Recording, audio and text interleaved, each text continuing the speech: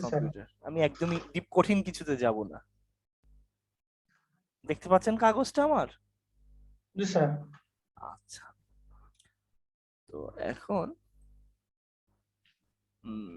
আপনি দেখেন, আহ, আপনারা যখন 1-2 তে পড়েছেন ইউনিভার্সিটিতে, এসি সার্কিট যখন ছিল, তখন পাওয়ার ফ্যাক্টরের টার্ম ছিল, মনে মনে পড়ে আপনার? জি স্যার। আচ্ছা, তো বলতে পারবেন পাওয়ার ফ্যাক্টর জিনিসটা কি আসলে?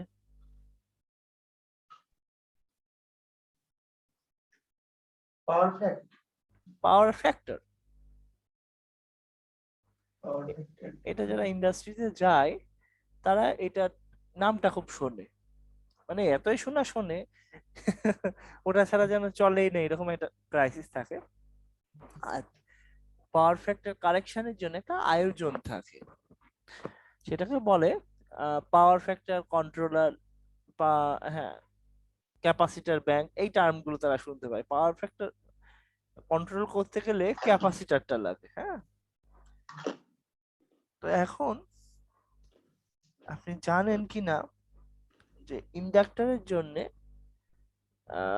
অনেক, মানে একটু বাড়তি বিদ্যুৎ ফ্লো করে ইন্ডাক্টর, একটা ইন্ডাক্টর জনিত কারণে একটা বাড়তি বিদ্যুৎ ফ্লো হয়। এটাকে জাস্ট আপনি যদি এই কারেন্টটা যদি নালিফাই করতে চান, মানে এক মানে ওটাকে জাস্ট অফ করে ফেলতে চান, ওটার রিয়াকশনটা বন্ধ করতে চান, ওই কারেন্টটাকে আপনি আরেকটা কারেন্ট দিয়ে মেরে দিলেন, যাতে করে আর কারেন্টটা আপনার সোর্স থেকে পাঠানো লাগলো না এবং আপনার প্রচুর লস কমে জি গেল। স্যার। তো এই ক্ষেত্রে ক্যাপাসিটরটা ইউজ করলে, লোকালি একটা ক্যাপাসিটর ইউজ করলেন ওখানে, তাহলে এই ইন্ডাকটিভ যে কারেন্টটাকে, সেই কারেন্টটাকে ফিট করে দিল এই ক্যাপাসিটরটা, ডাইরেক্ট ওখানেই ওখানেই ইন্টারাকশন হয়ে গেল। তো কারেন্ট ওখানেই, দুটো কারেন্ট যখন একটা আরেকটাকে ইন্টারাকশন হয়ে যাচ্ছে, তখন ফাইনালি আপনার মূল যে কারেন্ট আপনি ট্রান্সমিট করছেন সেই কারেন্টটাও কিন্তু আপনার কমে গেল। তো জি স্যার। এখন একটা কথা, ধরেন একটা আপনি ট্রান্সমিট করছেন অনেক কারেন্ট, আপনি ট্রান্সমিট করছেন, তো কারেন্টটা যখন আপনি এর মধ্যে ইন্ডাকটিভ কারেন্ট, প্রচুর ইন্ডাকটিভ কারেন্ট, লো পাওয়ার ফ্যাক্টর, ইন্ডাকটিভ কারেন্ট মানে হচ্ছে অনেক বেশি ইন্ডাকটিভ কারেন্ট অথবা অনেক বেশি ক্যাপাসিটিভ কারেন্ট, মানে কিন্তু মনে রাখবেন লো পাওয়ার ফ্যাক্টরের দিকে চলে যায়। টার্মটা আমি আবার বলছি কেন, এটা হয়েছে প্রথম দিকে, কিন্তু যদি না ধরেন কোনো সমস্যা নেই, একদম বেসমেন্ট থেকে জিনিসটা বলবো। ব্যাপারটা হচ্ছে আপনার, যেহেতু ইন্ডাকটিভ কারেন্টটাকে ক্যাপাসিটিভ কারেন্ট দিয়ে ইয়ে করে ফেলা যায়, ওটাকে মিটিগেট করে দেওয়া যায়, শেষ করে জি দেওয়া স্যার। যায়, সেহেতু আপনি আচ্ছা, আমার কথা কি শুনতে সমস্যা হচ্ছে? আমার কেমন জানি মনে হচ্ছে একটু ইন্টারনেটটা কেমন জানি চেপে আছে। আপনি কি শুনতে পাচ্ছেন সব কথাগুলা? জি স্যার, একটু শোনা যায়। শোনা যায়, হ্যাঁ? জি স্যার। আচ্ছা, স্মুথ শোনা যাচ্ছে তো? না মাঝে মাঝে মাঝে কেটে কেটে আসছে? জি স্যার। কেটে আসছে হালকা। হালকা। একটু দাঁড়ান তো, নিচে কেউ ইউজ করছে কিনা।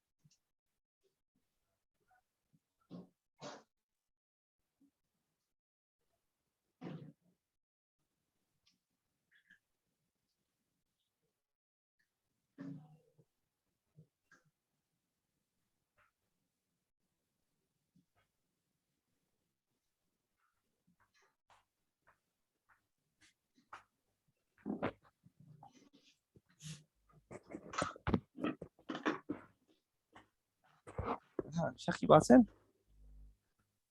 জি স্যার। হ্যাঁ,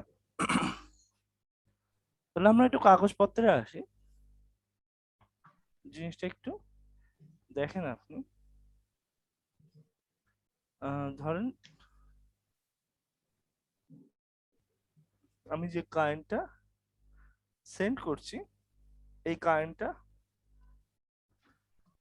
ধরে নেন একদম সিম্পল জিনিস 10 অ্যাম্পিয়ার আছে, ঠিক আছে? স্যার এই কারেন্টটা 10 অ্যাম্পিয়ার আছে। তো এখন কথা হচ্ছে এই 10 অ্যাম্পিয়ারের মধ্যে যদি আপনার ইন্ডাকটিভ কারেন্ট 7 অ্যাম্পিয়ার থাকে, ইন্ডাকটিভ কারেন্ট, এই 7 অ্যাম্পিয়ারটাকে যদি আপনি নালিফাই করে ফেলতে পারেন, এই জায়গায় একটা লাইট আসছে না,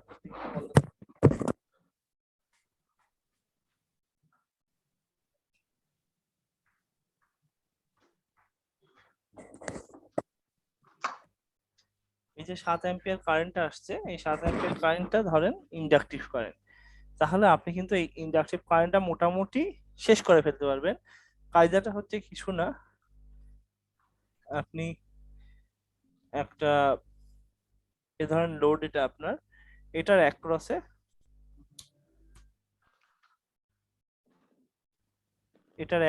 আপনি যদি একটা ক্যাপাসিটর লাগিয়ে দেন, ঠিক আছে?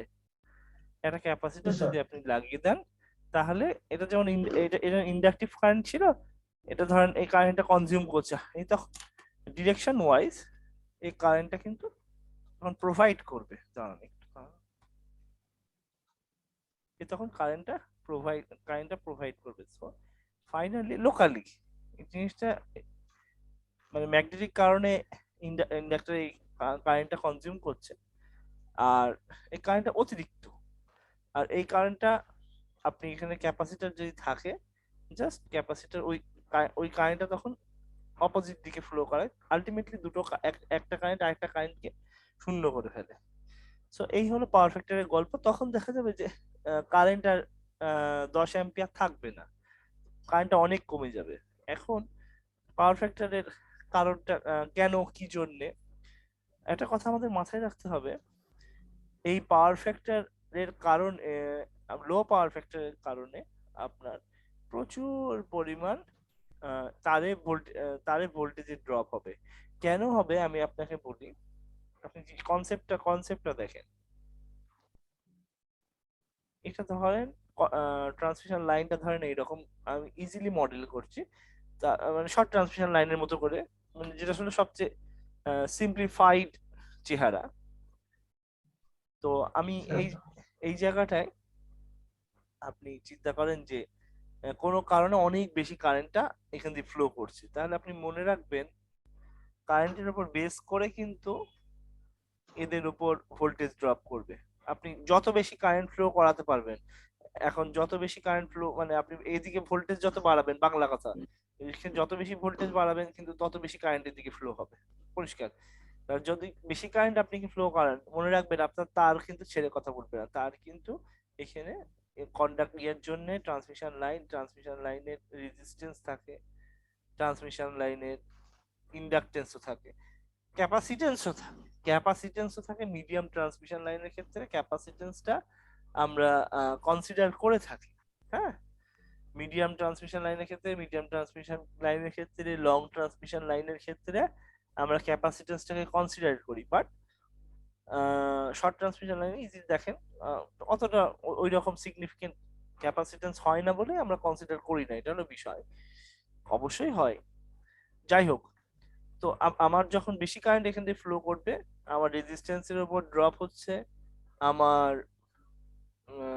ইন্ডাকটেন্সের উপর ড্রপ হচ্ছে, সার্কিট অনুসারে বললাম। টোটালি আমার অনেক বেশি এদিকে ভোল্টেজ তৈরি করা লাগছে, আমার এখানে প্রচুর সেন্ডিং এন্ডে, যেখানে জেনারেশন সাইডে আমাকে অনেক বেশি ভোল্টেজ নিয়ে আসতে হচ্ছে তখন, মানে মানে এখানে এত বেশি ড্রপ হয়ে যাচ্ছে, আমাকে এই লোডটাকে ফিট করাতে গিয়ে আমাকে প্রচুর ভোল্টেজ ইয়ে করা লাগছে, এখানে প্রচুর ভোল্টেজ বানানো লাগছে, এবং প্রচুর ভোল্টেজ যদি বানানো, কারণ দেখেন এখানে একটা ড্রপ, এখানেও ভোল্টেজ ড্রপ, তাহলে প্রচুর ভোল্টেজ অলরেডি তৈরি হয়ে যাচ্ছে। এটা একটা একটা কনসেপ্ট, এবং প্রচুর এই ভোল্টেজটাকে তৈরি করতে জেনারেটরের যে রোটর সাইড আপনি জানেন, জেনারেটরটা শেপটা কি এরকম, জেনারেটরের একটা কি এখানে এখানে যেটা থাকে স্ট্যাটিক অবস্থা নর্মালি যে জায়গায় থাকে, এটাকে স্টেটর বলা হচ্ছে। আর যে জিনিসটা ঘুরছে এটা হলো ইম্পর্টেন্ট। ধরেন এইরকম আমি যদি রোটরটাকে এরকম করে দিই, ধরেন 4 পোলের একটা জেনারেটর, আরেকটা ওইদিকে। তো এখানে যে ওয়াইন্ডিংটা থাকে এটা ইলেকট্রোম্যাগনেট তৈরি করার জন্য এই ওয়াইন্ডিংটা থাকে। তাহলে এখানে কিন্তু ডিসি সাপ্লাই দিলে ওটা আরো বেশি চুম্বকের মতো বিহেভ করে। তো পরিষ্কার কথা হচ্ছে এখানে যে এক্সাইটেশনটা দেয়া হয় সেই এক্সাইটেশনটা মানে এক্সাইটেশন মানে কিছু না, ভোল্টেজটা বাড়ানো হয়, ডিসি ভোল্টেজটা বাড়ানো হয় এই কারণে যে এই টার্মিনাল ভোল্টেজ জেনারেটরের যে আউটপুট যে ভোল্টেজ এটা যেন বাড়ে। তো এটারও একটা লিমিট আছে। তো আপনি চাইলে প্রচুর পরিমাণ ভোল্টেজ বানাতে পারবেন না। তো আপনার জেনারেটরের লিমিটেশনের কারণেও আপনি টার্মিনাল প্রচুর ভোল্টেজ তৈরি করতে পারছেন না, এটা একটা আপনার ক্রাইসিস। তো তখন কি হবে জানেন, এই জায়গায় আপনি ট্রান্সফরমার দিয়েও কুল হচ্ছে না, অনেক মেলা সমস্যা হয়ে গেছে। তখন আপনি মনে রাখবেন এই জায়গাটায় আপনার লোড সাইডে ভোল্টেজ কমে যাবে। একটা ফার্স্ট রিজন, জেনারেটরের voltage limitation limitation of generator excitation, এটারও একটা ক্যাপাসিটি বাড়ানোরও একটা লিমিট আছে। এটাকে অনেক বেশি করা যাবে না। আবার যদি করা যায় তো একটা পর্যায়ে কিন্তু আমার স্যাচুরেশন ইস্যু, স্যাচুরেশনের আগে এর কন্ডাক্টরেরও একটা ম্যাক্সিমাম রেঞ্জ থাকে, হোয়াট এভার। এবার আরেকটা ইস্যু আমরা তাহলে কল্পনা করি, ধরেন পারলো, ধরে নেন এই জেনারেটরটা পারলো অনেকটা ভোল্টেজে পাঠাতে, ট্রান্সমিট করতে।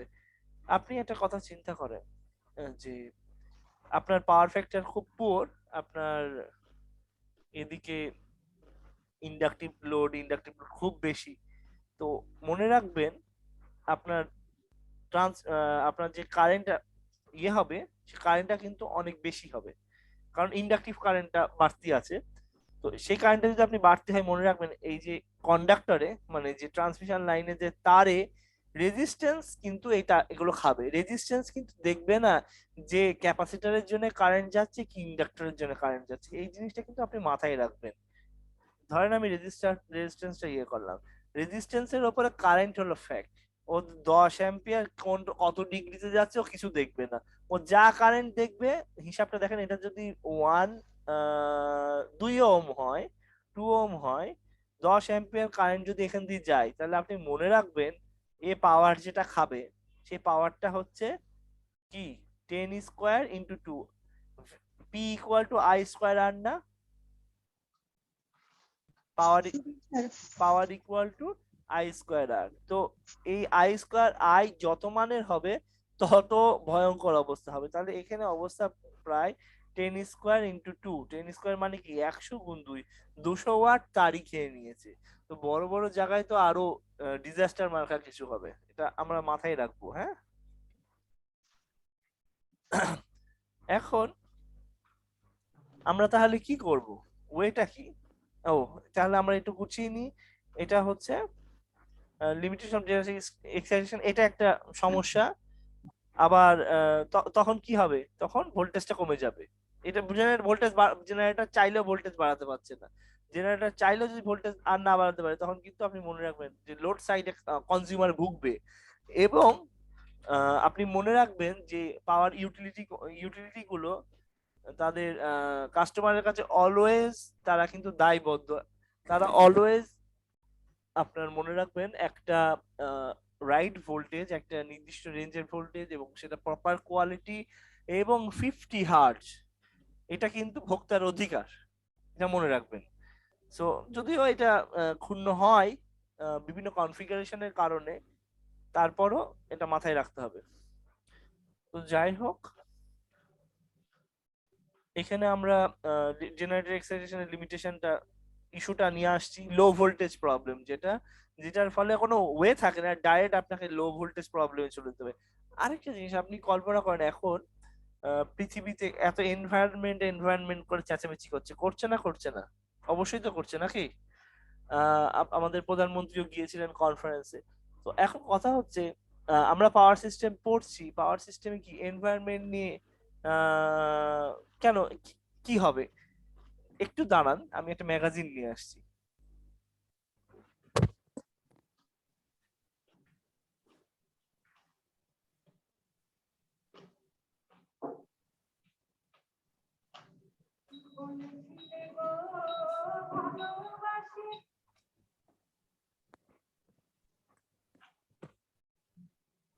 হ্যাঁ, এটা কিন্তু আপনার নভেম্বর এডিশন, ঠিক আছে? এখানে প্রথমেই দাঁড়ান,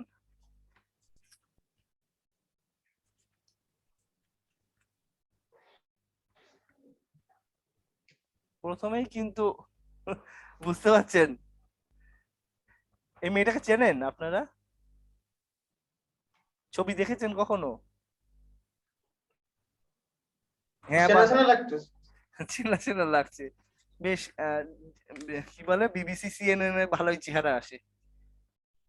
এটা এনভায়রনমেন্টের খারাপ হয়ে যাচ্ছে, ক্লাইমেট চেঞ্জের বিরুদ্ধে তারা কথা বলছে। দেখেন একটা আমাদের কথা কিন্তু ঘুরিয়ে পেঁচিয়ে বলা একটা অভ্যাস আছে। এখানে একটা কথা, কথাটা দেখেন তো পড়তে পারেন কিনা, দেখেন তো। এই লাইনটা পড়েন তো, টু কনসাইন। পড়া যায়? পড়া যায়? টু কনসাইন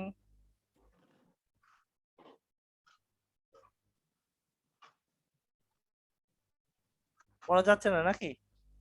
টু কনসাইন কোল পাওয়ার টু হিস্ট্রি, এর বলা আছে? হ্যাঁ বা না, কেউ দেখতে পাচ্ছে না নাকি? স্যার বোঝা যাচ্ছে না খুব একটা ক্লিয়ার। বোঝা যাচ্ছে না, একটু দাঁড়ান তো। না, এখন কি বোঝা যায়? এখন বোঝা যায়? টু জি স্যার। কনসাইন, হ্যাঁ, টু কনসাইন কোল পাওয়ার টু হিস্ট্রি। তো এখন কথা হচ্ছে কয়লা বিদ্যুৎকে, কয়লা থেকে উৎপাদিত যে বিদ্যুৎটা, এটাকে এরা বলছে যে হিস্ট্রিতে পাঠিয়ে দিতে, ঠিক আছে? মানে আর না। তাহলে এখন পৃথিবী আর এটা এডিশনটা আপনার আপনাকে বুঝতে হবে। এডিশনটা আপনার বলছি আমি, দেখেন কত এডিশন, দেখেন তো কত। November 1st 2021। তাহলে পৃথিবী এখন যে জায়গাটায় আছে আর কি। তাহলে আপনি চিন্তা করেন, আমরা পাওয়ার ফ্যাক্টর করছি, কিন্তু পাওয়ার ফ্যাক্টর এই ধরনের কিছু করতে পারি কিনা দেখি আগে তাহলে একটু। তাহলে দেখেন জিনিসটা, আপনি যখন এখানে আপনার রেজিস্ট্যান্সের উপর আপনার কারেন্টটা কি বলে, কারেন্টটা ফ্লো করবে রেজিস্ট্যান্সের মধ্যে দিয়ে, তখন কিন্তু রিয়েল পাওয়ার পড়বে। সিম্পল সিম্পল ভাবে দেখেন আপনি, রিয়েল পাওয়ার পড়বে। তো রিয়েল পাওয়ার যদি পড়ে, হিট তো হবে, এটা সত্যি কথা। আপনি আবার একটু গোড়ার দিকে যান, আপনি যে এই যে ওয়াটেজটা কত, 200 ওয়াট। আমি হালকার উপর আপনাকে বললাম যে এই 200 ওয়াট। এখন এই 200 ওয়াটটা তৈরি করার জন্য তো আপনাকে তেল পুরাতে হবে, না হবে না সেটা আগে বলেন। তেল বা গ্যাস পুরাতে হবে তো, কারণ রিয়েল পাওয়ার আনতে গেলে কিন্তু আপনাকে বিদ্যুৎ পোড়ানো লাগবে। আপনার রীতিমতো তেল পুড়িয়ে, গ্যাস পুড়িয়ে, জল জলবিদ্যুৎ যদি হয় তাও আপনি লস করবেন কেন? আপনি রিনিউয়েবল এনার্জি হলেও লস করবেন কেন? তো হোয়াট এভার, আপনি আপনি যদি এই মুহূর্তে পৃথিবীতে কিছু করতে চান, কিছু খাটাখাটনি করতে চান, অনেক বড় রিসার্চ করতে চান, এখনো রিসার্চ যদিও স্যাচুরেটেড, তারপর রিসার্চের এখনো অপশন আছে। এখন ধরেন এই পাওয়ার ফ্যাক্টর কারেকশনের জন্য আমি গোড়ার দিক থেকে ধরেন আপনার নর্মাল ক্যাপাসিটর দিয়ে করে একটা আছে, আরেকটা আছে আপনার আহ ওটাকে বলে ফ্যাক্স ডিভাইস। ফ্যাক্স ডিভাইসটা হচ্ছে কিছু না, ওখানে বড় বড় ক্যাপাসিটর ব্যবহার হবে না, ওখানে সুইচিংটা ঠিক মতো করা হয়, মানে মানে খুব এফিসিয়েন্ট সুইচিং, ওটা ভোল্টেজ সোর্স কনভার্টার দিয়ে করে, ওটা পুরো পাওয়ার ইলেকট্রনিক ডিভাইস। তো সেটাতে মোটামুটি বড় বড় ক্যাপাসিটর আর লাগে না। ও ক্যাপাসিটর ইন্ডাক্টরের মতো কখনো বিহেভ করে, ওই ওই সিস্টেমটা কখনো ইন্ডাক্টরের মতো বিহেভ করে, কখনো ক্যাপাসিটরের মতো বিহেভ করে। সো এখন ওইদিকে কিছুটা রিসার্চ হচ্ছে, তো ওই রিসার্চ গুলো করতে গেলে কিছুটা মডেলিং গুলো আপনাকে দেখতে হবে, ওটা কিভাবে ইকুয়েশন গুলো আসছে, ইকুয়েশন গুলো কিভাবে সলভ করতে হচ্ছে, এটা একটা ইস্যু। তাহলে আমরা একটু পাওয়ার ফ্যাক্টর জিনিসটা কি আমি সেখানে যাব।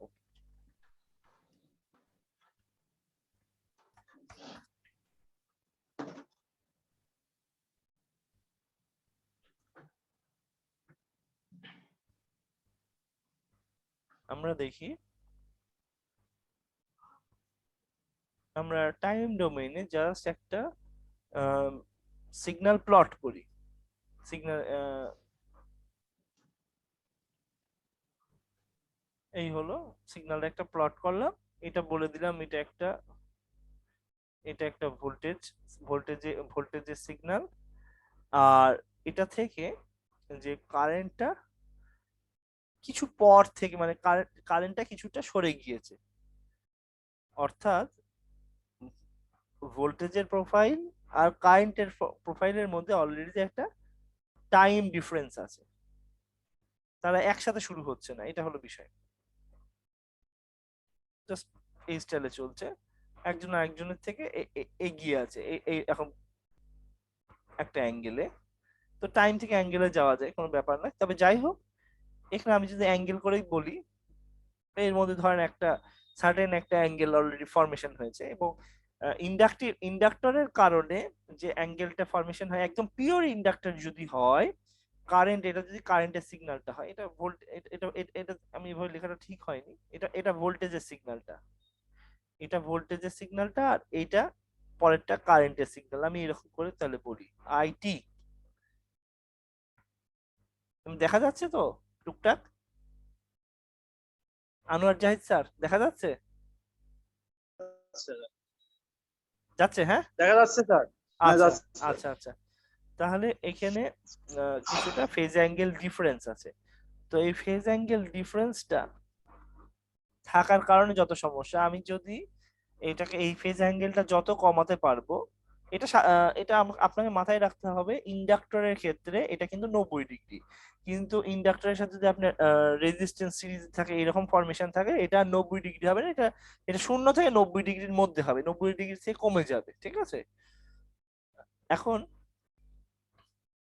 এখন আপনি খেয়াল করেন, আমি এই জিনিসটা কমাবো কি করে। আপনাকে তাহলে আরেকটা জিনিস তাহলে জানতে হবে, সেটা হচ্ছে ক্যাপাসিটরের কারণে আমি যদি দুটো সিগন্যাল আঁকালাম, দুটো সিগন্যাল আঁকালাম, এটা এখানে আমি এই জিনিসটাকে ভোল্টেজ বললাম, এই জিনিসটাকে ভোল্টেজের সিগন্যাল বললাম এইটাকে, আর এটাকে আমি কারেন্টের সিগন্যাল বললাম।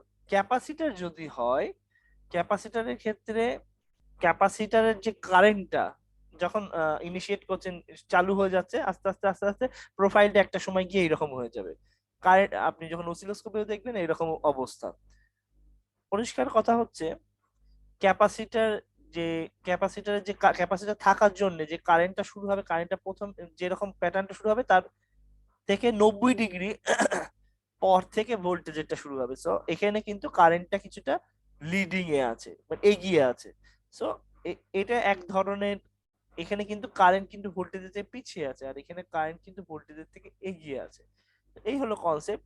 বোথ কেসে আপনার পাওয়ার ফ্যাক্টর যদি আপনি কনসিডার করেন, এবার আমি বলবো পাওয়ার ফ্যাক্টর জিনিসটা কি। পাওয়ার ফ্যাক্টর জিনিসটা হচ্ছে ভোল্টেজ আর কারেন্টের মধ্যে যে এই ফেজ ডিফারেন্স, তার কোসাইনটা। ভোল্টেজ এবং কারেন্টের সিগন্যালের মধ্যে যে ফেজ অ্যাঙ্গেল ডিফারেন্স, সেইটা। তো ফেজ অ্যাঙ্গেল ডিফারেন্স এভাবে কম্পিউট করা যায় এখান থেকে। যদি আপনি অসিলোস্কোপে পান, তাহলে সেই অসিলোস্কোপ থেকে একটু টাইমটা অ্যাঙ্গেলে নিয়ে আসবেন, কোনো বিষয় না। ধরেন আপনি অসিলোস্কোপ দিয়ে দেখছেন, কোনো সমস্যা নেই। অসিলোস্কোপ আপনি দেখেন, এটা যদি টাইমে থাকে, আপনি জানেন এই জিনিসটা, আহ, যে আমাদের 50 হার্জ তো সিগন্যাল, আমাদের যে বাসা বাড়িতে যে ভোল্টেজটা, এটা 50 হার্জের। তো 50 হার্জের এক সাইকেল যখন কমপ্লিট হয়, এক সাইকেল কমপ্লিট হলে যে সময়টা লাগে, এটা হচ্ছে 20 মিলি সেকেন্ড। 20 মিলি সেকেন্ড কিভাবে বললাম? 1/50, 1/50 মানে 50 সাইকেল এক সেকেন্ডে, এক সাইকেল 1/50, এই 1/50 মানে তাহলে 20 মিলি সেকেন্ড, 0.02 আসবে আপনার ক্যালকুলেটার, এখনো চেপে দেখতে পারেন আপনি। তাহলে এইটাকে আমি যদি অ্যাঙ্গুলার দিক দিয়ে বিবেচনা করি, দেখেন এটা কিন্তু আপনার এতটা কিন্তু আপনার পাই, আর এতটা হলো টোয়াইস পাই যদি রেডিয়ানে কনসিডার করেন। আবার আপনি যদি ডিগ্রিতে কনসিডার করেন, টোটালটা কি 360 ডিগ্রি। তাহলে আপনি তখন কিছু না, আপনি আপনার অসিলোস্কোপে ধরেন দেখতে পেলেন এখানে একটা টাইম এতটুকু, এতটুকু টাইম, কোনো সমস্যা নেই, সেই টাইমটাকে আপনি ডিগ্রিতে কনভার্ট করতে পারবেন। তো সেটার উপায়টা হচ্ছে, দেখেন 20 20 মিলিসেকেন্ড, 20 মিলিসেকেন্ডে কত ডিগ্রি? 360 ডিগ্রি, তাই তো? তাহলে 1 মিলিসেকেন্ডে 360 বাই 20 মিলিসেকেন্ড। এবার এখানে যা পাবেন আপনি, এখানে আপনি যা পাবেন, এটাকে ধরেন ডেল টি বলছেন, কোনো সমস্যা নেই এই টাইমটাকে। তাহলে ডেল টি হলে কত? 360 গুণ ডেল টি বাই 20 মিলিসেকেন্ড। আপনি কিন্তু এমনি জিনিসটা বার করে ফেলতে পারবেন টাইমটাকে। এটা আমি অসিলোস্কোপের কথা বললাম জিনিসটা একটু একটু বোঝানোর জন্য, কারণ অসিলোস্কোপটা একটা বেসিক মেজারমেন্ট ডিভাইস, সেই জন্য। যাই হোক, পরিষ্কার কথা, এখন যে মিটার গুলোতেও মিটার গুলো তো কম্পিউট করে অলরেডি দিয়ে দেয়। তো সেই রকম ওরা প্রতিটা কিছু মিটার আছে আপনার, ইন্ডাস্ট্রিয়াল কিছু 3 ফেজ মিটার আছে, তারা আপনার একদম কস ফাই ক্যালকুলেট করে দেয়, মানে প্রতিটা ফেজের কজ ইন্টু কজ অ্যাঙ্গেল, ওটা জাস্ট ক্যালকুলেশন করে দিয়ে দেয়। আর কিছু আমি দেখেছিলাম এর আগে, ওটা ডিগ্রি দেয়। এই ডিগ্রিটা হচ্ছে ডাইরেক্ট এই ভোল্টেজ আর কারেন্টের মধ্যে যে অ্যাঙ্গুলার যে ডিফারেন্সটা, ওটা ডিগ্রিতে শো করে দেয়। তো এরকম যদি আপনি দেখেন, তখন আপনি কিছু না, তখন আপনি কজ ওই অ্যাঙ্গেলটা। তাহলে আপনাদের কাছে যদি ক্যালকুলেটর থেকে থাকে এখন, আপনি লেখেন তো কজ 90 কত আসছে, মুখেও তো বলতে পারবেন কজ 90 কত হয়, cos 90 degree, cos sir zero হবে। 0 হবে। আচ্ছা, এবার তাহলে চিন্তা করেন, তাহলে যখন 90 ডিগ্রি হচ্ছে তখন 0। কিন্তু আপনি একটা কথা মাথায় রাখবেন, কজ 90 ডিগ্রি, ওখানে যদি 90 ডিগ্রি আসে আর কজ 90 ডিগ্রি ফ্যাক্টরটা কি 0 হচ্ছে, আলটিমেটলি ওটা পাওয়ার ফ্যাক্টর কেন আমরা বলছি, দেখেন আপনি।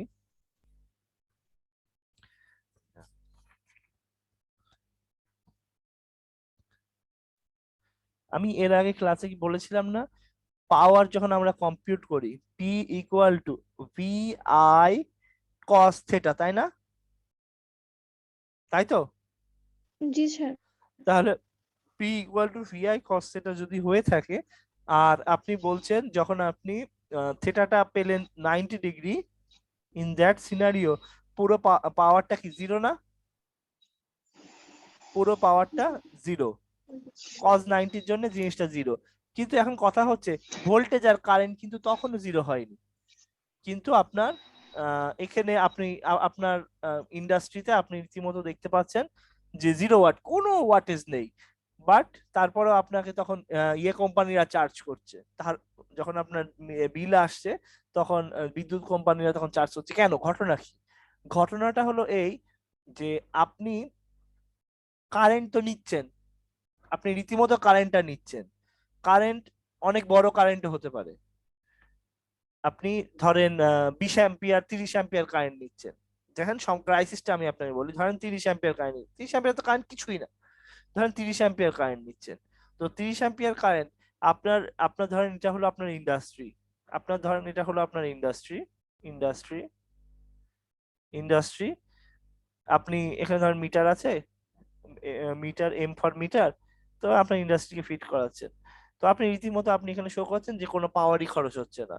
কিন্তু চিন্তা করেন 30 অ্যাম্পিয়ার কিন্তু ঢুকছে এখানে, 30 অ্যাম্পিয়ার 30 অ্যাম্পিয়ার কিন্তু এখানে আসছে। তো এখানে যে তার বেয়েও 30 অ্যাম্পিয়ার আছে, তার কি ছেড়ে কথা বলবে একটু বলেন তো? তারের রেজিস্ট্যান্স নেই, জি স্যার আছে। তারের রেজিস্ট্যান্স আছে, তাহলে পুরো সিস্টেমটাই 30 অ্যাম্পিয়ার আসছে। এবার তারের রেজিস্ট্যান্সটা একটা ইস্যু, রেজিস্ট্যান্সের সাথে পুরো আপনি চিন্তা করেন ফিউল কনজাম্পশন, যেটা বিদ্যুৎ আপনার যে আহ, তেল পোড়ানো, জ্বালানি পোড়ানোর সাথে রিলেটেড হয়ে যাচ্ছে রেজিস্ট্যান্সটা। এবার আপনি চিন্তা করেন এখানে ইন্ডাকটেন্স নেই তারে, অবশ্যই তারে ইন্ডাকটেন্স, আপনারা অঙ্ক করেছেন, এটা আপনারা মাথায় রাখবেন যখন বড় একটা ট্রান্সমিশন লাইন দিয়ে ট্রান্সমিট হচ্ছে বিদ্যুৎ, ইন দ্যাট সিনারিও ওখানে কিন্তু ইন্ডাকটেন্স আছে। আপনারা জানেন ইন্ডাকটেন্সটা কিন্তু রেজিস্ট্যান্সের প্রায় 10 গুণের কাছাকাছি থাকে। আপনারা টুকটাক অঙ্ক করতে গেলে এমনি দেখবেন, মানে রেজিস্ট্যান্সের থেকে যে রিয়াক্ট্যান্স, যেটা রিয়াক্ট্যান্সের টার্মটা অনেক বেশি থাকে, প্রায় 10 গুণের ওপরেই থাকে অ্যারাউন্ড। তাহলে এখন চিন্তা করেন যে রেজিস্ট্যান্স এবং রিয়াক্ট্যান্সের ওপর ওই জিনিসটা কিন্তু অলরেডি ড্রপ পড়ে যাবে ভোল্টেজটা। তো ভোল্টেজটা যখন ড্রপ হবে তখন আপনি কিন্তু লো ভোল্টেজ সৃষ্টি করার কারণ হয়ে দাঁড়াবেন, বুঝতে পারছেন? জেনারেটর কিন্তু অনেক ভোল্টেজ বাড়াতে পারবে না, তার একটা ক্যাপাসিটি আছে, যেসব জায়গা দিয়ে আসছে সেই জায়গায় বাড়ানোর অপশন নেই আর। যদি যখন সেন্ডিং এন্ডে যদি বাড়ানোর অপশন না থাকে তখন কিন্তু আপনি মাথায় রাখবেন এই জায়গায় আস্তে আস্তে আস্তে আস্তে আস্তে ভোল্টেজ আপনার কিন্তু কমে যাবে। আর আপনার ভোল্টেজ যদি কমে যায় আপনি লো ভোল্টেজের কারণ, সো আপনি পেনাল্টি খাওয়ার যোগ্য। আমার কথা কি বুঝতে পারছেন আপনি? আপনারা জি বুঝতে পারছেন? জি স্যার। জি স্যার। তাহলে এইটা হলো সবচেয়ে বড় ঘটনা। তাহলে লোকালি যদি আপনি একটা ক্যাপাসিটার না বসান, কারণ এখানে রীতিমতো কোনো পাওয়ার খাচ্ছে না, রীতিমতো কোনো পাওয়ার খাচ্ছে না, কিন্তু কারেন্ট টেনে সিস্টেমের ক্ষতি করছে। এবং এখানে লোকালি পাওয়ার স্যার যদি, স্যার বলেন। স্যার হ্যাঁ স্যার। স্যার একটু বিরক্ত করছি স্যার। হ্যাঁ স্যার বলেন। আমার একটু কাজে যেতে হবে, অফিস আছি তো স্যার, আমি একটু আচ্ছা লিভ আচ্ছা নিচ্ছি আচ্ছা স্যার। স্যার, যান যান যান যান, ঠিক আছে স্যার। হ্যাঁ, তাহলে এখানে আমি যখন প্রচুর পরিমাণ কারেন্টটা টানছি আমার রীতিমতো মিটার শো করছে পাওয়ারে খাচ্ছে না, কিন্তু এতটা কারেন্ট টানার জন্য টানছি, টেনে যাচ্ছি খালি, টানার জন্য কিন্তু পুরো সিস্টেমে কিন্তু প্রচুর পরিমাণ লস। মানে কি কি আমাকে একটু বলেন তো দেখি। এক নাম্বার হচ্ছে ও রীতিমতো আই স্কোয়ার আর লস মানে রিয়েল একদম পাওয়ার লস। ও একদম জ্বালানির সাথে রিলেটেড। আপনি তেলের মানে ড্রাম ড্রাম তেল নষ্ট করছেন, এটা একটা, গ্যালন গ্যালন তেল নষ্ট করছেন, এটা একটা দোষ আপনার। আর এখন পৃথিবীতে তো এটা তো আপনি ক্ষমার অযোগ্য অপরাধ। আপনি কার্বন ডাই অক্সাইড বাড়াচ্ছেন, প্রকৃতি দূষণ করছেন। মানে এই ক্ষমার অপচয় নিয়ে আটলান্টিকে বরফ গলে যাচ্ছে, আপনার দোষে আটলান্টিকে বরফ গলছে, সো আপনাকে দায় নিতে হবে। আরেকটা জিনিস হচ্ছে এটা তো একটা জিনিস। আপনার যেখান থেকে আপনি নিচ্ছেন আপনার অবশ্যই প্রতিবেশী আছে না? আপনার প্রতিবেশী কিছু বাড়ি তো অবশ্যই থাকবে, কিছু আপনার ইন্ডাস্ট্রি থেকে কিছু না হলেও কাছাকাছি কোয়ার্টার থাকতে পারে। তো আলটিমেটলি আপনি আপনার এলাকাকে খুব বিরক্ত করছেন। আপনি এতটাই বিরক্ত করছেন যদি এই সাইড থেকে ভোল্টেজ বাড়ানোর অপশন না থাকে, বেশি ভোল্টেজ সেন্ডিং এন্ডে ভোল্টেজ করা যাচ্ছে না, সো এই সাইডে তারের ওপর বেশি কারেন্ট ড্রপ হয়ে কিন্তু এই জায়গায় কিন্তু অনেকটা ড্রপ হয়ে যাবে। সো আপনি এখানে যে ভোল্টেজটা ওরা প্রতিজ্ঞাবদ্ধ হয়েছিল, আপনি ওদের প্রতিজ্ঞা নষ্ট করার জন্য আপনি বদ্ধপরিকর। সো এখানে ভোল্টেজ কমবে এবং এলাকায় আপনি একটা বিরক্তকর অবস্থা তৈরি করবেন, খুব লো ভোল্টেজ তৈরি হবে। ফ্রিকোয়েন্সি নিয়ে কিন্তু ক্রাইসিস নেই, ফ্রিকোয়েন্সি ক্রাইসিস আলাদা জিনিস। ফ্রিকোয়েন্সি ঠিকই থাকবে কিন্তু ভোল্টেজটা একদম কমিয়ে অল্প টিমটিমি বাতি করার জন্য আপনি যথেষ্ট। যাই হোক, এটা একটা খুব ভয়ঙ্কর ইন্ডাস্ট্রির জন্য। আমি যতদূর বুঝি আপনার সাধারণ মোটরের থেকেও ডেঞ্জারাস হলো ওয়েল্ডিং মেশিন। ওয়েল্ডিং মেশিন তো মানে সে তো নিয়ন্ত্রণের বাইরে একটা বস্তু, তারপরও আহ খুব ফিল্টার টিল্টার করেও কাজ চালাতে হয়। ওর যে ইভেন ক্যাপাসিটার ব্যাংকও জ্বলে যায়, আমি নিজে দেখেছি। আমি একটা ছোট ক্যাপাসিটার দিয়ে টেস্ট করতে গিয়েছিলাম, ওটা প্রতি মাসে 2 মাস যেত না, একদম ক্যাপাসিটার একদম পুরে ওর মানে একদম পুরো ভেতরকার জিনিসপত্র বেরিয়ে যেত। এটা একটা, যেটা সাধারণ মোটর টটরের ক্ষেত্রে তাও 8-9 মাস যেত। সাধারণ একদম ফ্যানের লেভেলের যে ক্যাপাসিটার গুলো, এগুলো দিয়ে আমি ক্যাপাসিটার পাওয়ার ফ্যাক্টর ইমপ্রুভ করতাম। তো যাই হোক, আমরা এই জিনিসটা বুঝলাম। তো এখন এই জিনিসটা ক্লিয়ার করতে হবে। আমি 0 ওয়াট আমার কথা হচ্ছে আমি 0 ওয়াট খাচ্ছি, আমি মিটারকে শো করছি, যেহেতু 0 ওয়াট খাচ্ছি সেহেতু আমি অবশ্যই আমার এই কারেন্টটাকে নালিফাই করব। আমি কিন্তু 0 ওয়াট খাচ্ছি, এটার মানে এই না, এটার মানে এই না যে আমি কোনো কারেন্ট টানছি না। আপনি এইবার একটু ক্যালকুলেট করেন তো, এইবার একটু ক্যালকুলেট করেন তো, q equal to v I sine theta. Sine থেটায় 90 বসান, সাইন থেটা 90 মানে কি?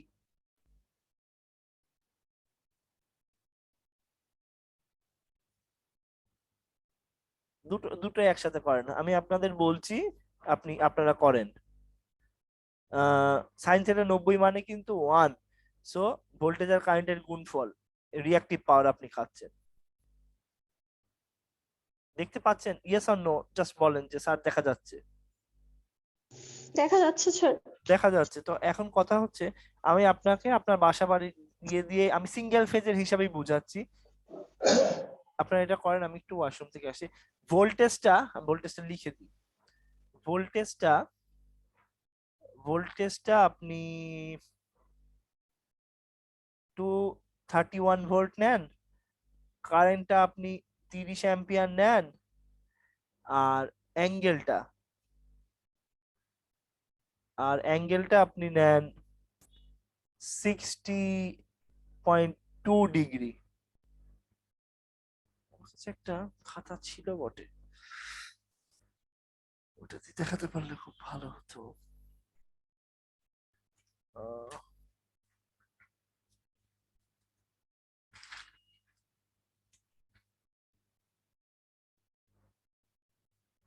আচ্ছা, এটা দেখা যাচ্ছে, এটা 231 ভোল্ট, এটা 30 অ্যাম্পিয়ার, এটা 60.2 ডিগ্রি। একটু করেন, একটু অসুবিধা আসছে।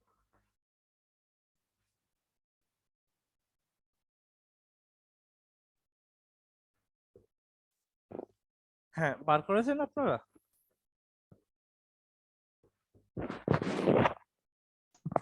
জি স্যার। কত আসছে?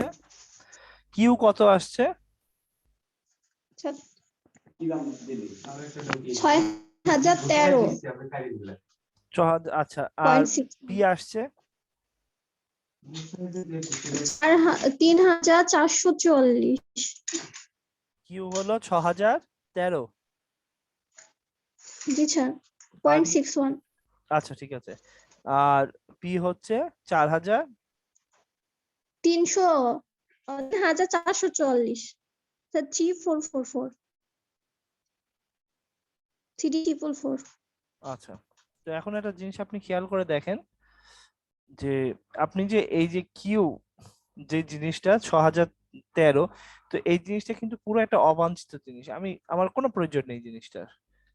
সো এই জিনিসটা আমি লোকালি ম্যানেজ করতে পারি। তো লোকালি ম্যানেজ করতে গেলে আমি আপনাকে জাস্ট সিঙ্গেল ফেজটা বুঝাই, আপনি এমনি করতে পারবেন। এবার এই যে 6013, যেটা আমি 6013টাকে শেষ করব, জাস্ট দেখেন কায়দাটা। এবার আসেন, কিউ এই কায়দা এইভাবে করতে হবে আপনাকে। ঠিক আছে, এটা জাস্ট ওয়েটা। Q equal to V square by X. ঠিক আছে, এটা হলো way. Q equal to V square by capacitive যে রিঅ্যাকট্যান্সটা, এই হলো ওয়েটা। যেমন P is equal to V square by R আপনারা লেখেন। তো এরকম ক্যাপাসিটরের ক্ষেত্রে আপনি ধরে নিলেন, আমি জাস্ট একটু ভেঙে করে দিই এটা। একটু ডেরাইভ করতে হবে, তো দাঁড়ান কিভাবে করি। S equal to P plus J Q. Okay, done. তাহলে এখানে আপনার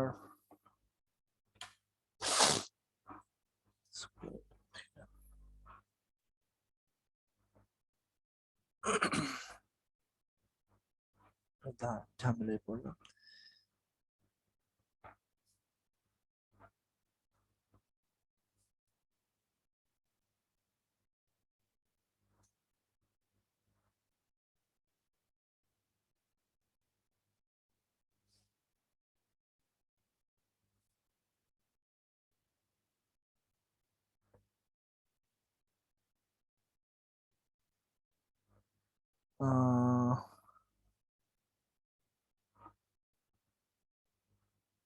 যাই হোক, এটা আমি ডেরিভেশনটা খেয়াল আসছে না, যাই হোক আপনি দেখেন যেটা P equals V square by R বা P equal to I square R এই স্টাইলে, এটা পিওরলি রেজিস্টিভ সার্কিটের জন্য। আর আপনার আমরা যখন ইন্ডাকটিভ সার্কিট বা একদম পিওর ক্যাপাসিটিভ সার্কিটের ক্ষেত্রে যাব, তখন জাস্ট ওই জিনিসটা এরকম দাঁড়াবে, q equals V square by x.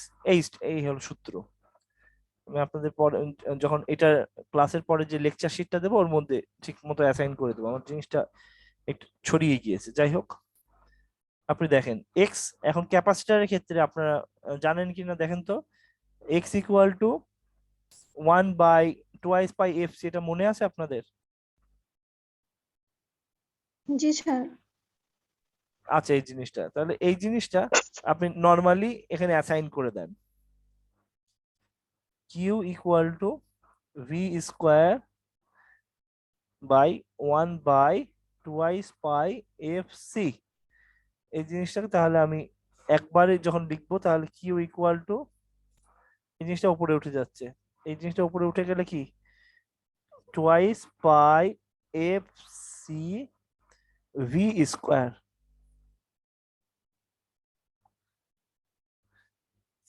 পেয়েছেন সূত্রটা? এমনি জিনিসটা ঠিক আছে, মানে এটা আমি একটু গায়ের জোরেই লিখলাম, আমার এই মুহূর্তে মাথায় খেলছে না। তো যাই হোক, এইখানে q equal to V square আর এক্স, এক্স এক্স মানে ক্যাপাসিটরের ক্ষেত্রে যে রিয়াক্টেন্সে শুধু মানটা, যেটাকে আমি আনলাম না এখানে, এখানে জাস্ট ম্যাগনিটিউডটা দরকার আমার, সেই জন্য আমি এটা লিখলাম 1/2 পাই এফ সি। তাহলে এটা কিউ ইকুয়াল টু, এটা জাস্ট উপরে উঠে গেলে জাস্ট গুণ হয়ে যাচ্ছে। তো এখন কথা হচ্ছে, আমি এই জিনিসটা আরেক পাতায় লিখি, আপনাদের একটু একটু হালকা অঙ্ক করেন।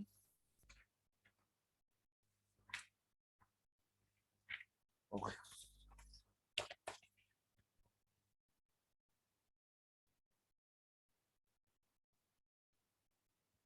আপনার খাতায় লিখছেন এটা?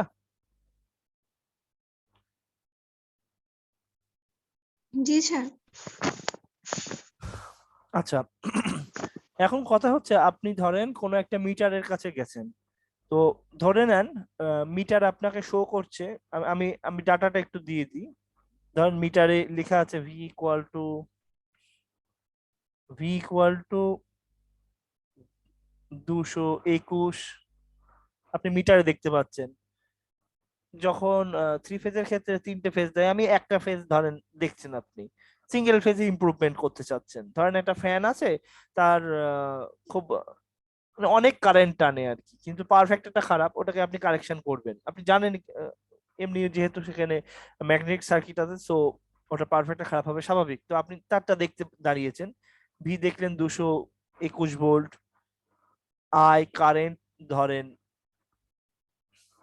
0.8 অ্যাম্পিয়ার, এরকম দেখতে পেলেন। এবং তার ক্ষেত্রে যখন অ্যাঙ্গেল আসলো তখন অ্যাঙ্গেলটা ধরেন ডি, এভাবে ডি দিয়ে শো করেছে। ধরেন একটা যে ফেজটা দেখছেন V1 I1 D1 এরকম করে শো করছে ওই সিঙ্গেল ফেজের ডাটাটা, ধরেন 55 ডিগ্রি, ধরেন 55 ডিগ্রি এসছে, ঠিক আছে? তাহলে আপনি তাহলে এখন এখন কথা হচ্ছে, ফ্যানে কিন্তু ক্যাপাসিটার আছে, যে ক্যাপাসিটারটা আছে ওটা কিন্তু ফ্যানকে রান করানোর জন্য, স্টার্ট করার জন্য যে টর্কটা লাগে সেই জন্য। এখন আপনি ওই ক্যাপাসিটারটা যে কানেকশন, ওটা কিন্তু ওয়াইন্ডিং এর সাথে একটা স্পেশাল কানেকশন, কিন্তু আপনি পারফেক্টের কারেকশনের জন্য যে ক্যাপাসিটার, ওটা কিন্তু ডাইরেক্ট 220 লাইনে যে আপনার সকেট আছে, সকেটে কিন্তু আপনি ডাইরেক্ট ইনপুট দিতে পারেন, ঠিক আছে? আপনি ক্যাপাসিটারটাকে নিয়ে জাস্ট একটা লাইনে ওইরকম বসিয়ে দিয়ে রাখলেন, যখন বা ফ্যানের সাথে ফ্যান যেখান থেকে নেবে, ধরেন এটা ফ্যানের লোড, তো এই জায়গা থেকে আপনি প্যারালালে একটা কানেকশন নিলেন, আর এখানে সাপ্লাই। এটা যদি কারোর থ্রি ফেজ মিটার থাকে তাহলে সে একটু এক্সপেরিমেন্ট করে দেখতে পারে। থ্রি ফেজ মিটার, সব লোড যখন অফ হয়ে গেল তখন সে একটু একটা ক্যাপাসিটার জাস্ট নিয়ে মূল লাইনে জাস্ট দিয়ে রাখলো। একটা ফ্যান চালু করলো, এবার প্রথমে ফ্যানটা চালু করার সময় ওই ক্যাপাসিটরটা দেবে না, ফ্যানটা চালু করার সময় সে দেখে নেবে কি অবস্থা, ডাটাগুলো নিয়ে নেবে, তারপরে ক্যাপাসিটরটা লাগাবে, ক্যাপাসিটর লাগিয়ে তারপর ডাটাগুলো নেবে। এই হলো পদ্ধতি। যাই হোক, তো এখন আপনাকে তো ক্যাপাসিটর কিনতে গেলেও আপনাকে ডিজাইন করতে হবে। তো ডিজাইন করবেন কিভাবে? যখন ফ্যানটা নর্মালি রান করবেন দেখলেন 221 ভোল্ট, এটা এত, তো এখন আপনি কিউ ক্যালকুলেট করেন। Q, v I sine D1 কত আসে?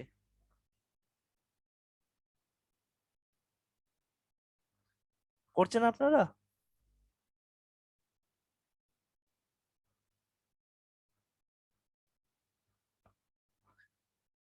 কি অবস্থা সাব্বির?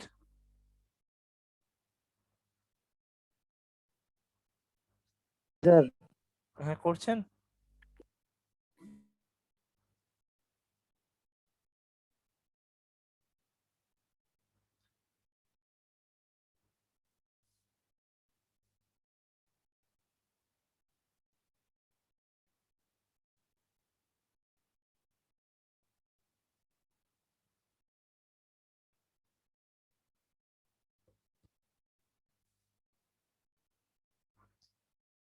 কত আসছে? ইন্টারেস্টিং। ক্যালকুলেটর কেউ অপারেট করছে না সম্ভবত। স্যার 144.82। 144 নাকি? জি স্যার। ওকে, পয়েন্ট সামথিং।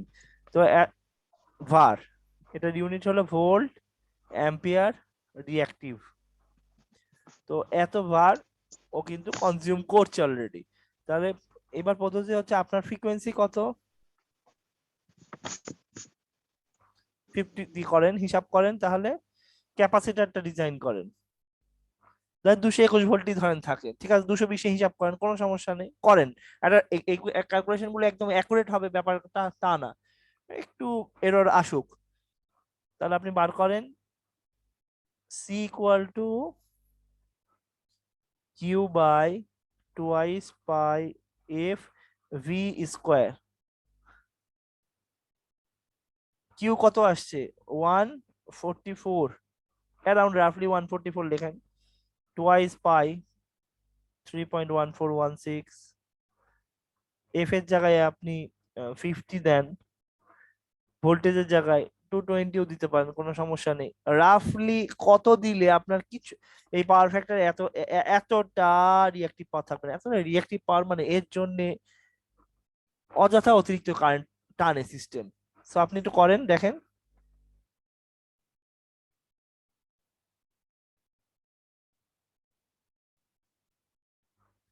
কত আসছে বলেন। কেউ করছেন তো? হাত লাগিয়েছেন কেউ? হ্যাঁ বা না বলেন।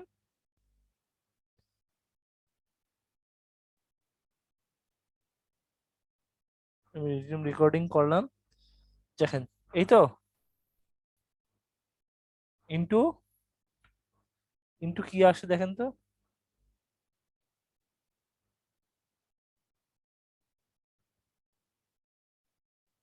10⁻⁻6, তাই তো? 10⁻⁻6। হ্যাঁ, তাহলে 9.47 ইন্টু 10⁻⁻6 দেন। জি জি sir. Sir 9.47 into 10⁻⁻6 farad. Capacitor unit হচ্ছে, ক্যাপাসিটেন্সের ইউনিট হলো ফ্যারাড। তো এখন জিনিসটা একটু খেয়াল করেন, 10⁻⁻6 মানে কি, মিলি না মাইক্রো? মাইক্রো। এখন 9.47 মাইক্রো ফ্যারাড, তাই তো?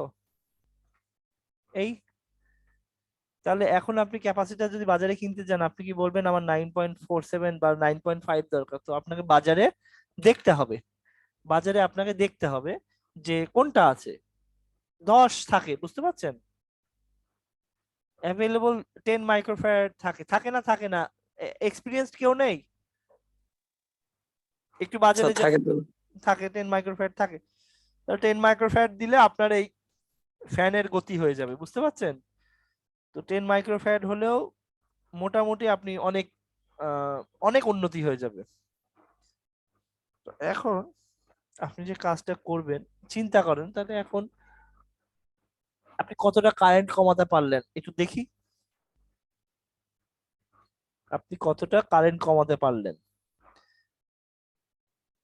আমরা যখন এটা কম্পিউট করেছিলাম তখন একটা জিনিস আপনাকে মাথায় রাখতে হবে যে আমরা প্রথম দিকে রিঅ্যাক্টিভ পাওয়ারটা কম্পিউট করেছিলাম, কিন্তু রিয়েল পাওয়ারটা এখন একটু দেখি রিয়েল পাওয়ারটা কত। আরেকটা জিনিস আমি আপনাদেরকে বলে দিচ্ছি, পাওয়ারের যে ট্রায়াঙ্গেলটা সবসময় খেয়াল রাখবেন। দেখেন এটা পাওয়ারের যে ট্রায়াঙ্গেলটা, এটা কিউ, পি আর এস।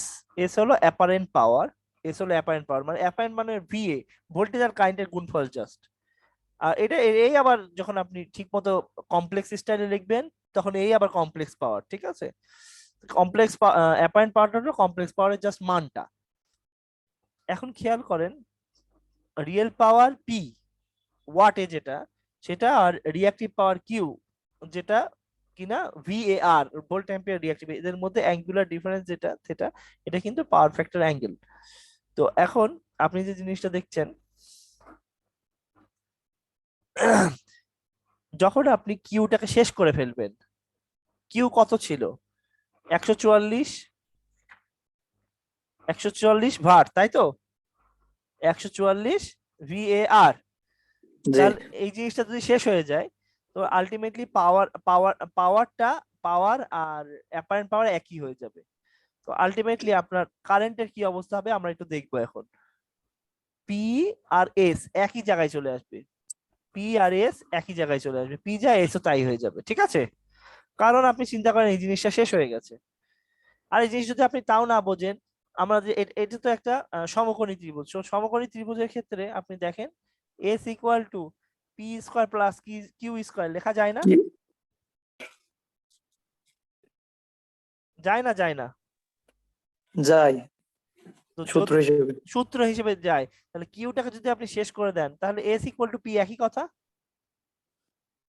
কিউটা যদি আপনি জিরো করে ফেলেন তাহলে কি পি স্কোয়ারই থাকছে, তাই না? পি স্কোয়ারকে রুট করলে পি। হ্যাঁ রুটের জন্য স্কয়ার রুটে যাচ্ছে হ্যাঁ রিয়েল পাওয়ার আর অ্যাপারেন্ট পাওয়ার একই জিনিস হয়ে গেল। তাহলে এখন আপনি রিয়েল পাওয়ারটা একটু ক্যালকুলেশন করে দেখেন, ধরে নেন এখানে আপনি 10 মাইক্রোফ্যারাড দিয়ে অনেকটাই করতে পারবেন, কিছু কিছু বাড়তি হবে কোনো সমস্যা নেই, কিন্তু অনেকটাই মরে যাবে। একদমই তো কোনো মাইক্রোফ্যারাডই আপনি লাগাননি কোনো ক্যাপাসিটি, কিন্তু যখন আপনি লাগালেন এটা 10 মাইক্রোফ্যারাড লাগালেন একটু বেশি হলো, সেটা আপনি ধরেই নিলেন যে ঠিক আছে যে আমি ওইটুকু ভুল আমি মেনে নিলাম। এবার কথা হচ্ছে আপনি একটু রিয়েল পাওয়ারটা একটু ক্যালকুলেট করি আমরা রিয়েল পাওয়ারটা ক্যালকুলেট করি। P equal to v i sine cos theta. cos theta V এর জায়গায় লেখেন 221, এবার আপনি ক্যালকুলেটরে তুলবেন এবার 0.8 cos 55 ডিগ্রি কত আসে দেখেন তো? 221 cos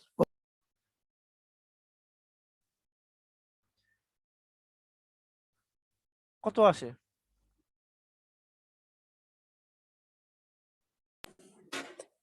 221 cos 55 221 0.8 গুণ cos 55 101 101.4 অ্যারাউন্ড, ঠিক আছে, 4 ওয়াট। তো এখন আপনি 101.4 হ্যাঁ 101.4 রাফলি। তো এখন এই 101 আপনি যখন ডিজাইন যখন করবেন, আমরা যখন থিওরিটিক্যাল পড়ি, পরীক্ষায় যখন কোশ্চেন আসে বা থিওরিটিক্যাল কোনো একটা কাজ করা হয়, তখন আমরা কিন্তু খুব অ্যাকুরেটের দিকে যাই। কিন্তু আপনি যখন রিয়েল ওয়ার্ক করবেন, আপনি চিন্তা করেন আপনার জন্য কিন্তু কোম্পানি, ওই দেখেন এখানে যেমন 9.47 আপনার কম্পিউটেশনে হয়েছে, আপনার জন্য কিন্তু কোম্পানি কিন্তু 9.47 মাইক্রোফ্যারাড বানিয়ে রাখেনি, আপনি বুঝতে পারছেন তো? আবার মিটারেও যখন আপনি 9.47 একদম রাইট, মানে ধরেন একটা ক্যাপাসিটর এরকম রাইট ওইরকম সম্ভব, মানে হ্যাঁ ভেরিয়েবল যে ক্যাপাসিটর আয়োজন থাকে তাহলে সে আলাদা কথা, কিন্তু খুব কস্টলি ব্যাপার সেটা। তো যাই হোক, এখানে আপনি দেখেন আহ, আমার যখন রিয়াক্টিভ পাওয়ারটাকে ধরেন আমি শেষ করেছি, যদিও এখানে শেষ হয়নি, অবশ্যই শেষ হয়নি, কিন্তু আপনি আপাতত এখন ক্যালকুলেট করতে বসছেন, ঠিক আছে। এস ইকুয়াল টু, এখানে কিছু থেকে যাবে ফাইনালি, এস ইকুয়াল, যেহেতু আপনি এখানে এই এররটাকে রেখে দিয়েছেন 9.47 এর জায়গায় 10 মাইক্রোফ্যারাড ইউজ করছেন, তো যাই হোক আমি এস ইকুয়াল টু পি হিসাব করছি, তাহলে কত বেরোলো? 101, তাই তো? 100 101 101.4। তাহলে এখন জিনিসটা আপনি খেয়াল করেন, তাহলে আপনার কারেন্ট কত থাকবে, কারেন্টটা আপনি বার করবেন। দেখেন এস ইকুয়াল টু কি, S equal to V into I, তাই না? অ্যাপারেন্ট পাওয়ার মানে হচ্ছে ভোল্টেজ আর কারেন্টের ডাইরেক্ট গুণফল। পি মানে হলো ভিআই কস থেটা, কিউ মানে হলো ভিআই সাইন থেটা, কিন্তু S equal to V into I, তাই তো? হ্যাঁ তাহলে আপনি যদি এস 101.4 আর ভি যদি ভি ধরেন 220, ঠিক আছে, তাহলে আপনার কারেন্টের কি হাল দেখেন তো, আই ইকুয়াল টু 101.4 বাই 220 কত আসে? 101.4/2। হ্যাঁ,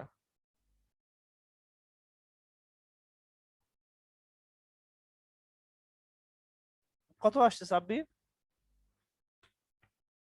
101, 0.4 হ্যাঁ 0.4 0.4 0.46 0.46 অ্যারাউন্ড এইরকম। তাহলে আপনি একটা জিনিস খুব ভালো করে খেয়াল করেন, আমরা যখন অঙ্কটা শুরু করেছিলাম, আমরা ফ্যানের কনফিগারেশন নিয়ে অঙ্কটা শুরু করেছিলাম, দেখেন 0.8 অ্যাম্পিয়ার ফ্লো করছিল, তাই না? আপনি পাওয়ার ফ্যাক্টর ইমপ্রুভ করে কত করলেন, কারেন্ট এখন কত, তখন কারেন্ট কত ছিল? 0.8। আর যেই আপনি ক্যাপাসিটর ব্যাংক লাগিয়ে ফেললেন তখন কত আসলো? Point 0.4 0.46 around. তো এখন আপনি তাহলে চিন্তা করেন যে পাওয়ার ফ্যাক্টর ইমপ্রুভ করলে কি হয়। তো আপনার ইন্ডাস্ট্রিতে কিছু হয়নি, আপনি কারোর পাওয়ারটা খান না, খুব ভালো কথা, আপনি যেটুকু পাওয়ার খেয়েছেন ওইটুকু ঠিক আছে, কিন্তু আপনার এই যে 0.8 0.8 আপনি খাচ্ছেন কতটুকু? 0.46, 0.46 হলে আপনার পেট ভরে যায়, তাই না? নাকি? হ্যাঁ হ্যাঁ তো 0.46 এ পেট ভরে যায়, কিন্তু আপনি নিচ্ছেন কত? 0.8। তাহলে এই 0.8 এই 0.8 কত দূর দূরান্ত থেকে আপনি 0.4 বাড়তি নিচ্ছেন, তাহলে 0.4 বাড়তে 0.35 আপনি বাড়তে নিচ্ছেন। তাহলে এইটার জন্য পুরো তারে তারে বিদ্যুতের ইয়ে হচ্ছে না আপনার? দুটো কারণে লস। আপনি দুটো কারণ হয়ে দাঁড়িয়েছেন। একটা হলো তারে যদি আপনার ভোল্টেজ ড্রপ হয়, তাহলে কি আপনি লো ভোল্টেজের শিকার হবেন, আপনার এলাকার লোকজনকে লো ভোল্টেজের শিকার করবেন, এক। দুই, ঠিক আছে, লো ভোল্টেজ ওরা জোর করে বেশি ভোল্টেজ সেন্ডিং এন্ডে দিয়ে দিল, যেখান থেকে পাঠাচ্ছে ট্রান্সমিট করছে সেখান থেকে অনেক ভোল্টেজ দিয়ে দিল, তাহলে কারেন্ট ফ্লো হলো। তাহলে তারের মধ্যে দিয়ে যে কারেন্টটা ফ্লো হচ্ছে, অতিরিক্ত বেশি কারেন্ট ফ্লো হচ্ছে, তারের রেজিস্ট্যান্সটাকে ছেড়ে কথা বলবে? কিছু লস হবে। একদম মানে কড়াই গন্ডায় আদায় করে নেবে, ওদের যে হ্যাঁ রেজিস্ট্যান্স আছে একদম পুরো আদায় করবে। তো এখন একটা জিনিস, দাঁড়ান তো দেখি, আপনাদের যখন দেখাতে যাই কোনো কিছু আর পাইনি। আচ্ছা ঠিক আছে, পাইছি। এসকিউ কেবলের একটা পিডিএফ আমি বই আছে বটে, দাঁড়ান আমি থ্রি ফেজেরটাও এখন দেখিয়ে দিচ্ছি, কিন্তু আচ্ছা ইন্ডাস্ট্রির কে কে আছেন?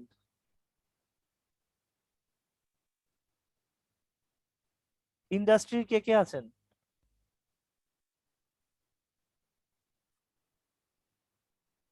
ইন্ডাস্ট্রি কেউ নেই? জি স্যার। আপনি আছেন? জি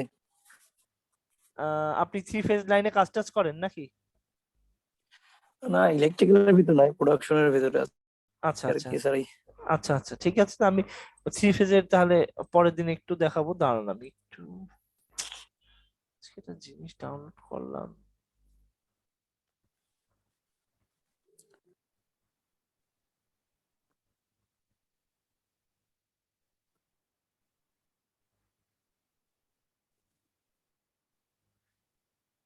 স্টপ শেয়ার হয়ে যায়।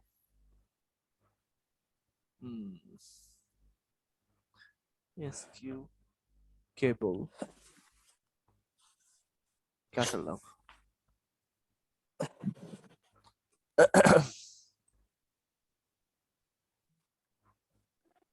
ওকে,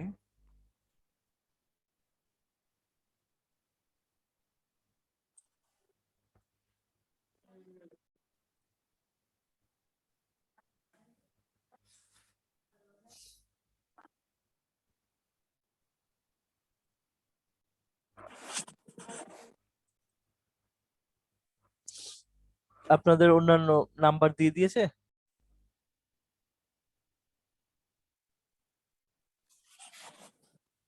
আপনাদের অন্যান্য পরীক্ষার নাম্বার দিয়ে দিয়েছে স্যাররা? স্যার এই মিড টার্ম পরীক্ষার হ্যাঁ, স্যার, না মনে হয়, ঠিক জানি না আর কি। জানেন না, কি করলেন?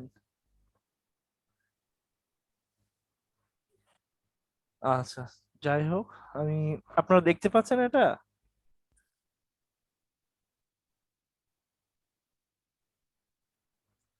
আপনারা দেখতে পাচ্ছেন? জি স্যার। আচ্ছা, এখানে একটা তার দেখানো আছে। এই তারটার ক্ষেত্রে আপনি রেজিস্ট্যান্সের অবস্থা দেখেন। 1 কিলোমিটার তার যদি হয়, তার রেজিস্ট্যান্স কত দেখেন তো এই প্রথমটার ক্ষেত্রে?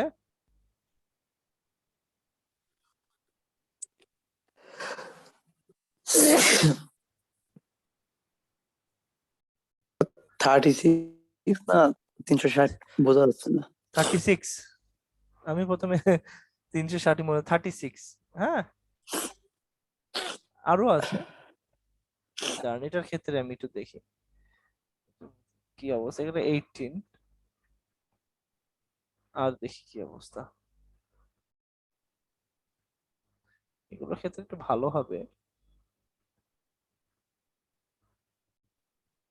এটার ক্ষেত্রে দেখেন কি ডিজাস্টার, কত? 0.4 mm², যেটা 46.98। তো এখন আপনি জাস্ট একটু ক্যালকুলেট করেন, ধরে নেন আপনি ডিসি ট্রান্সমিট করছেন, কিন্তু এই ব্যাপারটা তা হবে না, কিন্তু তারপরে আপনি জাস্ট একটা জিনিসই আপনি কনসিডার করেন, তাহলে আপনার তারটা 1 কিলোমিটার লম্বা, ঠিক আছে?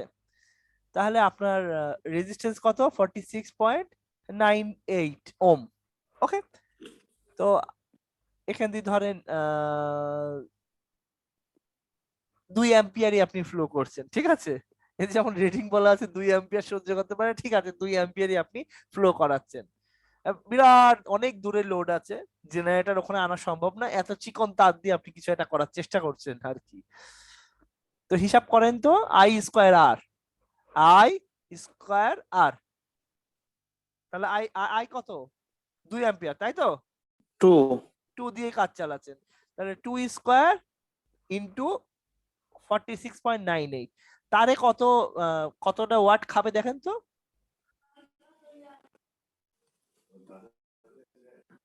2 স্কয়ার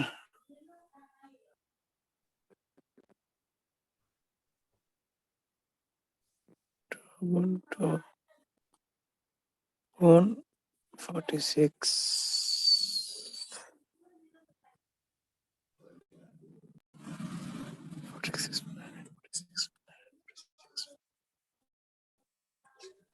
2² 4 ইন্টু 46.98, 4 ইন্টু 47 দিয়ে গুণ করেন। 187 187, তাহলে আপনি তারের মধ্যে এই 187 ইয়ে খেয়ে ফেলছেন, তাই তো? ওয়াট খেয়ে ফেলছেন, তাই?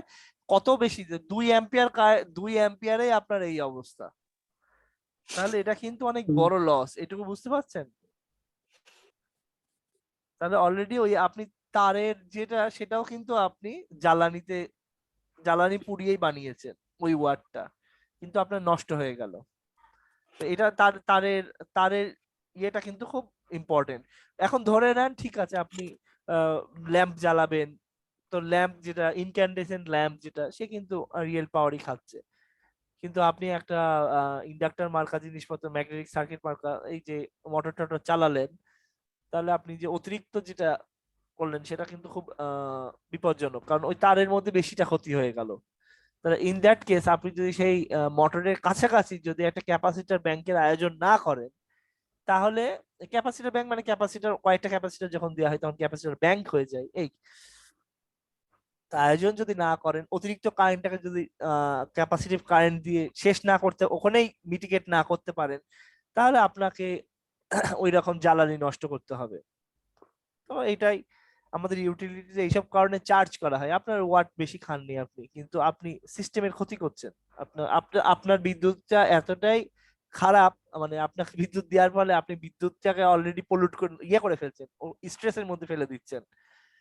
তো এই হলো ইস্যু পাওয়ার ফ্যাক্টরের যেটা। আমি পাওয়ার ফ্যাক্টরের সম্পর্কে আর বলবো না, আজকে আমাদের অনেক স্টুডেন্ট যে এসেছে তা না, তারপরও যারা এসেছে তাদেরকে আমার আন্তরিক শুভেচ্ছা বলবো আর কি। থ্যাংক ইউ ভেরি মাচ, এই ঠান্ডার মধ্যে ক্লাস করলেন আপনারা। কালকেও ক্লাস আছে ইনশাআল্লাহ। তবে কালকে আমরা আজকে রাতের মধ্যে পাওয়ার ফ্যাক্টরে যা আছে আমি গুছিয়ে আপনাদের দিয়ে দেবো একটা লেকচার শিট মতো। এটা আমি বই থেকে আলাদাভাবে সাজেস্ট করছি না, এটা আমি একটা নোট মতো করে দিচ্ছি, হয়তো লিখে করব অথবা কম্পিউটারে লিখে দিয়ে দেবো আপনাদেরকে। এটা আপনারা সংরক্ষণ করেন, থাকবে গ্রুপে। আর কালকে ইনশাআল্লাহ আমরা পার ইউনিট, আমরা পাওয়ার সিস্টেমের যে জায়গায়, মানে মূল যে পাওয়ার সিস্টেম যে জায়গায়, কম্পিউটেশন যে জায়গায়, সেই জায়গায় আমরা কালকে চলে যাব। ওকে, থ্যাংক ইউ ভেরি মাচ, আসসালামু আলাইকুম। স্টপ।